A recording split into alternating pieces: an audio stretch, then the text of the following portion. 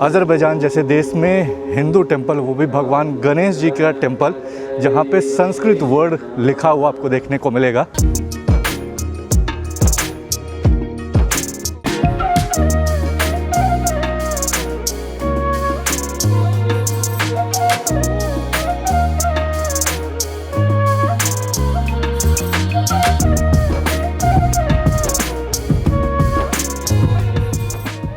इस वीडियो में हम लोग देखने वाले हैं हिंदू फायर टेंपल इन अज़रबैजान, जिसको आतिशगाह फायर टेंपल के नाम से यहाँ पे लोग बुलाते हैं। यहाँ की जो पूरी पॉपुलेशन आबादी है वो अराउंड 1 करोड़ के आसपास है। 97% के आसपास यहाँ पे मुस्लिम कम्युनिटी के लोग, जिसमें 65 से 70% के आसपास सिया कम्युनिटी के लोग यहाँ पे रहते हैं। यहाँ पे हिंदुज़म की तो अराउंड 0.005% के आसपास यहाँ पे हिंदू कम्युनिटी के लोग रहते हैं, तो ऑलमोस्ट जीरो मान के चलो आप। इसके बावजूद यहाँ पे आपको एक हिंदू टेंपल भी देखने को मिल जाएगा। तो यार ये 28 मेट्रो स्टेशन जो है, उसी का जो मेन बस स्क्वायर है, वहाँ पे मैं आया हुआ हूँ। तो यहाँ से वहाँ तक पहुँचने के लिए एक तो सबसे बेस्ट तरीका है कि टैक्सी ले लिया जाए। बजट में अगर आपको जाना है तो इस तरह की जो पब्लिक बसेस हैं उनको यूज़ कर सकते हो। 2 इंटरचेंज दिखा रहा है, एक तो 120 नंबर की बस ये जो सामने खड़ी है, और एक साथ 44 करके दूसरा इंटरचेंज करना पड़ेगा।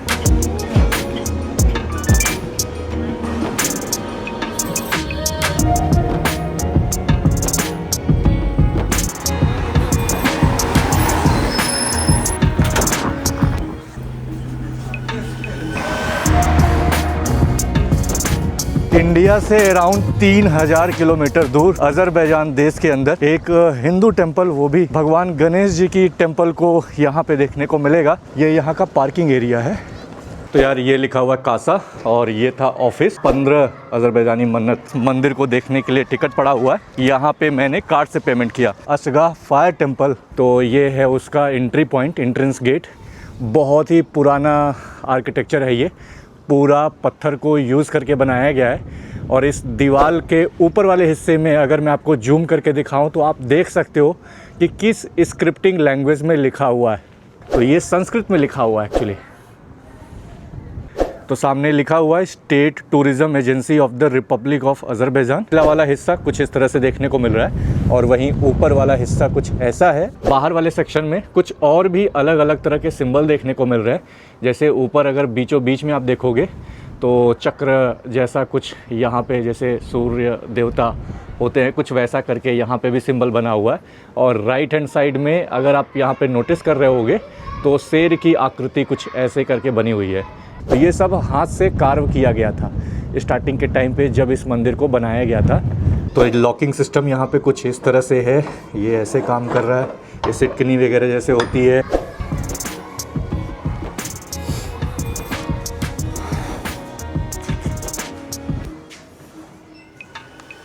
Thank you.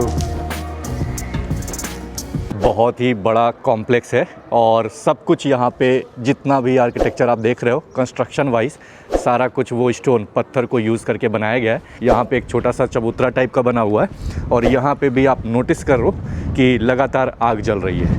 बट एक चीज़ मैं नोटिस कर रहा हूँ, यहाँ पे हर एक जगह पे जितने भी छोटे छोटे इस तरह से कमरे बने हुए हैं, इन सब भी पत्थरों में कुछ न कुछ आपको लिखा हुआ नज़र आएगा। आप इसको स्कैन करके रीड आउट भी कर सकते हो बेसिकली क्या क्या इसमें लिखा हुआ है। बट ऐसा बोला जाता है कि 2 चीज़ें स्पेशली काफ़ी लिखी हुई इसमें नज़र आएंगी। पहला तो संस्कृत में काफ़ी चीज़ें यहाँ पे लिखी हुई हैं, और दूसरा सिख कम्युनिटी है, उनके जो गुरमुखी लैंग्वेज होती है उसमें भी काफ़ी चीज़ें आपको लिखी हुई इन सब हिस्सों में देखने को मिल जाएंगी। 300-400 साल पुराना बोला जाता है, और उस पर इस तरह से हाथ से कार्व करके पूरे इन पत्थरों पे लिखा गया है, और आज भी वैसा का वैसा देखने को मिल रहा है। ये कोई पत्थर यहाँ पे रखा हुआ है, इस पे भी हाथ से कुछ कार्व किया गया है। सो पूरे इस कॉम्प्लेक्स में अराउंड 26 रूम बने हुए हैं, यानी इस मंदिर के अंदर। ये वाला जो कमरा है जो प्रेजेंट टाइम में भगवान लॉर्ड गणेशा जी को डेडिकेटेड है। तो पहले मंदिर के अंदर चलते हैं।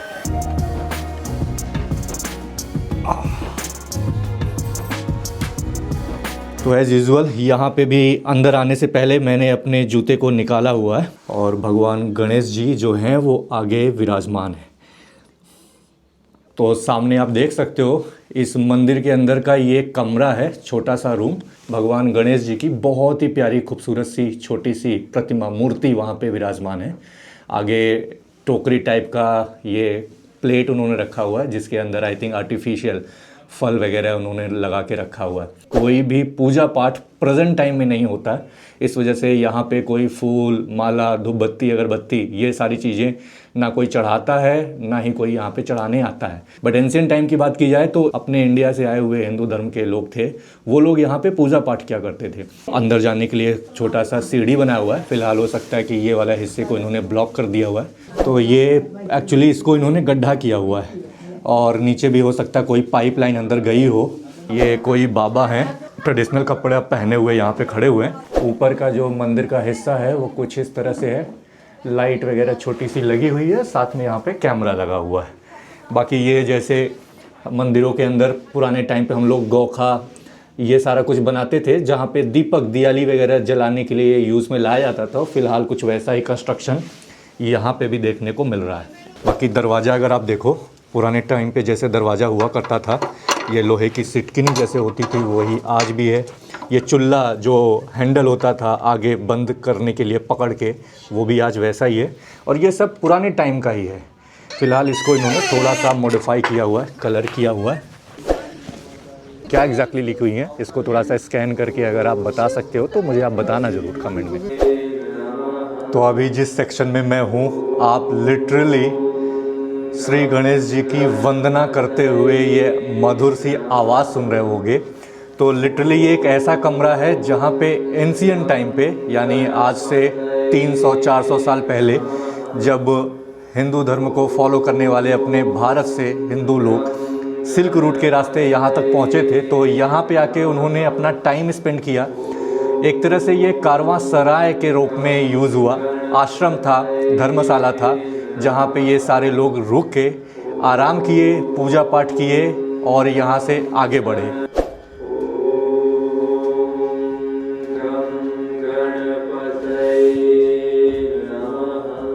तो इस प्लेस की काफ़ी इंटरेस्टिंग हिस्ट्री है। 300-400 साल पहले, यानी 17वीं शताब्दी से लेकर 18वीं शताब्दी तक, उस टाइम पे इस प्लेस पे यहाँ पे रहने वाले लोग पूजा पाठ किया करते थे। उनमें सबसे मेन जो थे वो अपने भारत से आए हुए हिंदू और सिख ट्रेडर्स, जिनमें हिंदू धर्म के लोग यहाँ पे आके पूजा पाठ किया करते थे और साथ में सिख धर्म के लोग यहाँ पे रहते थे। प्रेजेंट टाइम की बात करें तो ये इस वक्त अज़रबैजान के अंदर, अज़रबैजान की जो गवर्नमेंट है उन्होंने इसको स्टेट हिस्टोरिकल रिज़र्व अनाउंस किया हुआ है। 1975 में उन्होंने इस प्लेस को स्टेट हिस्टोरिकल रिज़र्व अनाउंस किया। 1880 से लेके 1900 तक इस बीच ये पूरा टेम्पल अबेंडेंट था, खाली था, कोई यहाँ पे नहीं रह रहा था।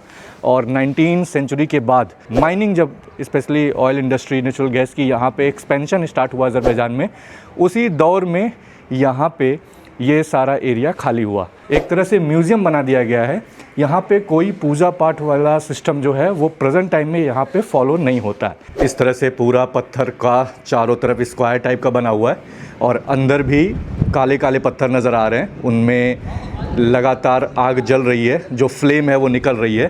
तो ये जो फ्लेम है प्रेजेंट टाइम में, ये फ्लेम नेचुरल फ्लेम नहीं है। यहाँ पे नीचे पाइपलाइन बिछाई गई है, उस पाइपलाइन के थ्रू जो गैस है लगातार सप्लाई हो रहा है और उसी की वजह से यहाँ पे फ्लेम, यानी ये आग की लपटें जो हैं वो लगातार निकल रही हैं। इसी वजह से इसका नाम फायर टेम्पल भी है। बट एंशिएंट टाइम की बात करें तो इन प्लेस पे, इंक्लूडिंग ये प्लेस जो अभी प्रेजेंट टाइम में जहाँ पे ये आग निकल रही है, और साथ में ये दूसरा वाला हिस्सा जो राउंड वाला सर्कल मैंने आपको दिखाया वो सामने आपको दिख रहा है, इन सभी जगह पे यहाँ पे नेचुरल गैस निकला करती थी। बट 19वीं सेंचुरी के बाद एक्सपेंशन जब हुआ तो उन्होंने यहाँ के नेचुरल गैस को रीडायरेक्ट किया, जिसकी वजह से आग यहाँ पे बुझ गई। तो ऊपर का जो कंस्ट्रक्शन है वो कुछ इस तरह से है, कोन शेप का, आपको जैसे मंदिर का एक आकृति आकार होता है कुछ वैसा ही इसको बनाया गया है। ये सारे एक पत्थर के ऊपर एक पत्थर के अंदर की जो मिट्टी है वो झड़ रही है, मतलब पत्थर टूट रहा है थोड़ा थोड़ा, ऐसा लग रहा है कि जैसे बालू का पूरा ये ब्रिक्स बना हो।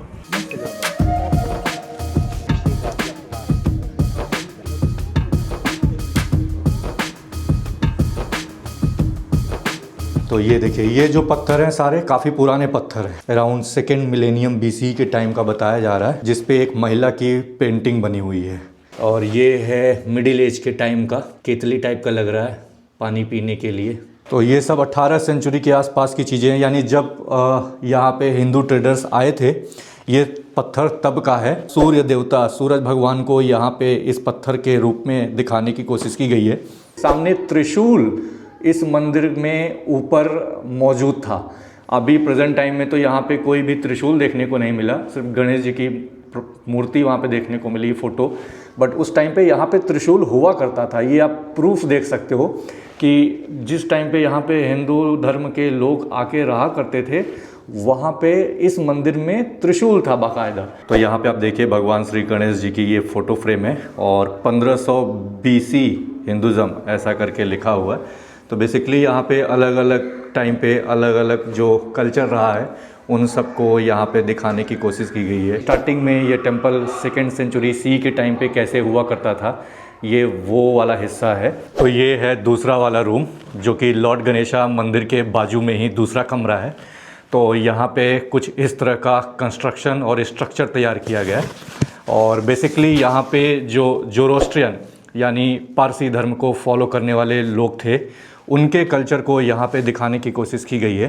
तो मिट्टी का पूरा प्रॉपर लेप लगा हुआ है, पीछे तो पूरा पत्थर है और इन एक पत्थर को दूसरे पत्थर से ये देखिए चिपकाया गया है। वाकई में इस प्लेस की अहमियत क्या है, तो आज से 1000 साल पहले जब पर्शियन रिलीजन यानी जोरोस्ट्रियन लोग यहाँ पे रहा करते थे, तो उन्होंने इस प्लेस पे नेचुरल गैस यानी इस तरह की जो आग की लपटें आप मेरे पीछे देख रहे हो, इसको यहाँ पे निकलते हुए ज़मीन से उन्होंने देखा। पारसी रिलीजन में, जोरोस्ट्रियन में जो फायर है वो भी देवता के रूप में माना जाता है, यानी वो लोग इसको भगवान का प्रतीक मानते हैं। उसी वजह से उन्होंने यहाँ पे रहते हुए पूजा की। फिर दौर आता है अराउंड 17th 18th सेंचुरी के आसपास का, जब सिल्क रूट के रास्ते भारत से कुछ हिंदू और सिख ट्रेडर्स कैस्पियन सी ट्रेड का जो रूट है, जो कि इंडिया से होते हुए सेंट्रल एशिया के रास्ते यूरोप तक जाने के लिए जो सिल्क रूट का रास्ता था, उसको फॉलो करते हुए लोग यहाँ पे आए थे। और उसी दौरान यहाँ पे जो मर्चेंट यानी ट्रेडर्स थे, उनमें हिंदू और सिख लोग थे, वो सारे लोग यहाँ पे आके देखते हैं कि आग जल रही है। तो अग्नि, जो कि अपने हिंदू सनातन धर्म में भी आपको मेन प्रमुख हिस्सा माना जाता है किसी भी रिचुअल में, किसी भी चीज़ों को मारने के लिए, तो उसी वजह से यहाँ पे लोग आके रुकना स्टार्ट किए। और क्योंकि उन्हें रुकने के लिए जगह चाहिए थी, तो उन्होंने इस पूरे कॉम्प्लेक्स को धर्मशाला जैसा उन्होंने बनाने की कोशिश की, जहाँ पे वो रुक के रह सकें और साथ में यहाँ से फिर आगे अगर उन्हें मूव करना हो, स्पेशली जो सिल्क रूट का रास्ता हुआ करता था, तो आगे बढ़ सके। तो उस टाइम पे जब यहाँ पे लोग रह रहे थे, तो कुछ चीज़ें जो यूज़ में लाई गई थी, घंटी जो है वो आपको देखने को मिलेगा। तो घंटी भी थी यहाँ पे, दीपक दियाली पूजा पाठ के लिए जो वो सब चीज़ें यूज़ में लाई गई थी। यानी स्टार्टिंग से देखा जाए तो पर्शियन कल्चर को फॉलो करने वाले जोरोस्ट्रियन लोग, फिर बाद में हिंदू धर्म के लोग और साथ में सिख धर्म के लोग, ये सभी लोग अलग अलग टाइम पे इस मंदिर में आके अपने टाइम पे रुके, पूजा पाठ किया और अपने बिलीफ को कंप्लीट किया। फिलहाल अभी तो इसको रेनोवेट किया गया है, बट जो मुझे समझ में आ रहा है किस तरह से ये स्लीपिंग एरिया बनाया हुआ है। तो यहाँ पे इसी तरह से लोग बैठ के आराम किया करते थे। तो यहाँ पे कोई पिलर होगा, कुछ न कुछ कंस्ट्रक्शन होगा। फ़िलहाल उसको इन्होंने अभी प्रेजेंट टाइम में इस तरह से ग्लास का, कांच का फ्रेम लगा के बंद किया हुआ है। कई ऐसे सेक्शन यहाँ पे देखने को मिले जहाँ पे हो सकता है कि वापस से खुदाई करने पे कुछ सामान वगैरह मिला हो। कई लोग इसको हिंदू मंदिर बोलते हैं, कई लोग इसको जोरोस्ट्रियन टेम्पल बोलते हैं, बट एक्चुअल में ये हिंदू मंदिर क्यों बोला जाता है, उसके पीछे का जो मेन रीज़न है वो है क्योंकि ये मंदिर प्योरली हिंदू ट्रेडर्स के द्वारा बनाया गया था। इस वजह से इसको हिंदू मंदिर का नाम दिया गया। और हिंदू देवी देवतागण, भगवान गणेश जी की प्रतिमा, अग्नि देवी माता, इस वजह से इसको ऐसा हिंदू टेम्पल करके कंसीडर किया जाता है। और साथ में इस पूरे मंदिर का जो कंस्ट्रक्शन है, धर्मशाला टाइप में पूरा बनाया गया है, इस वजह से इसको हिंदू मंदिर से जोड़ के देखा जाता है। तो ये वाला जो कमरा है, ये पूरा कमरा, यहाँ पे जो पारसी धर्म है, जोरोस्ट्रियन के लोग, उनसे रिलेटेड उनका जो कल्चर है, उनका जो कपड़ा है, पहनावा है, तौर तरीका है, यहाँ तक कि उन्होंने जो जो बर्तन यूज़ किए होंगे, वो सारी चीज़ों को यहाँ पे रखा गया है। तो ये जो पारसी प्रीस्ट होते हैं, पुजारी, उनके धर्म में उनका जो कपड़ा होता है ये वो सारा कपड़ा यहाँ पे इन्होंने रखा हुआ है। तो ये सबसे मेन सिंबल जो आपको जोरोस्ट्रियन कल्चर में देखने को मिलेगा। तो ये सामने काफ़ी खूबसूरत सा पूरा कारपेट है और उस पे जो जोरोस्ट्रियन कल्चर है यानी पारसी धर्म से रिलेटेड जो भी चीज़ें हैं वो सारा कुछ आपको इस पूरे कारपेट में हाथ से आई थिंक सब कुछ कार्व किया गया है। तो नवरुज हॉलीडे जो पारसी कल्चर में नव वर्ष होता है मार्च महीने में आता है। पर्शियन कल्चर में जो नवरुज हुआ, ये बाली में रहने वाले जो बालिनीज हिंदुज़म है वहाँ पे रहने वाले जो हिंदू धर्म के लोग हैं वो लोग भी जो नव वर्ष मनाते हैं उनका नेपी डे, वो भी ऑलमोस्ट हमारे नव वर्ष जो सनातन धर्म का नव वर्ष है उससे मिलता जुलता है। तो आई थिंक जहाँ भी आप दुनिया के किसी भी कोने में जाएंगे जो भी नव वर्ष है अगर वो हिंदुज़म से जुड़ा हुआ है तो ऑलमोस्ट मार्च महीने का जो हमारा नव वर्ष होता है हिंदू कैलेंडर के हिसाब से वही कैलेंडर वही डेट आसपास दुनिया के हर एक हिस्से में हिंदू धर्म को मानने वाले लोग उसी तरह के अलग अलग नाम से नौ वर्ष को मनाते हुए आपको देखने को मिल जाएंगे। ये चीज़ मैंने खुद एक्सपीरियंस किया हुआ है ट्रैवल करने के बाद। सारे लोग जो ट्रेड के रूट के रास्ते यहाँ तक पहुँचे थे ट्रेडिंग करने के लिए, उस दौरान उनके पास जो कुछ भी हुआ करता था और व्यापार करते वक्त एक दूसरे से जो एक्सचेंज किया करते थे, बार्टर सिस्टम का कॉन्सेप्ट उस वक्त ज़्यादा हुआ करता था, एक सामान के बदले दूसरा सामान। तो उन्हीं में से कुछ चीज़ें जो वो लोग अपने साथ वापस नहीं ले जा पाए वो सामान खुदाई के वक्त इस मंदिर में देखने को मिला, जिसको इस तरह से अलग अलग कमरों में यहाँ की सरकार ने फ़िलहाल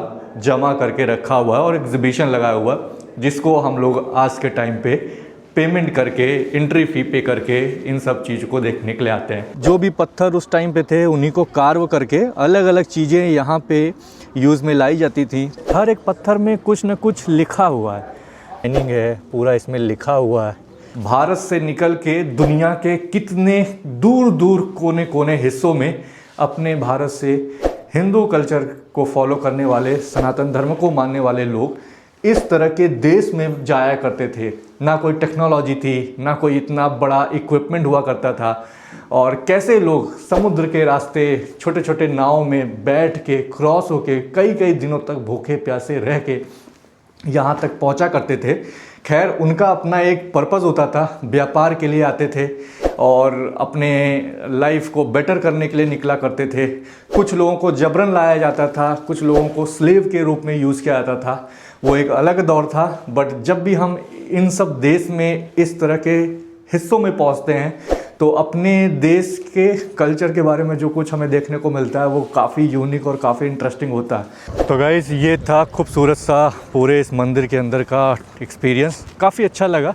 और टूरिस्ट भी यहाँ पे काफ़ी आते हैं और कई अंदर आपको टूर गाइड भी मिल जाएंगे अगर आपको इस पूरे प्लेस के बारे में काफ़ी डिटेल तरीके से घूमना है, समझना है और यहाँ की इन्फॉर्मेशन अगर आपको चाहिए। तो जो मंदिर का हिस्सा ये सारा आपने देखा ये उस टाइम का बना हुआ है। अब इसके बाहर का जितना हिस्सा ये आप देख रहे हो ये सारा एक्सटेंडेड है क्योंकि इसको अभी टूरिज़्म के रूप में यहाँ पे डेवलप किया गया है। अलग अलग तरह के यहाँ पे इस तरह से रो में दुकानें हैं जहाँ पे अगर आपको इस तरह से फ्रिज मैग्नेट सोवेनियर से रिलेटेड कुछ सामान परचेज़ करना है तो वो सारा आप ले सकते हो।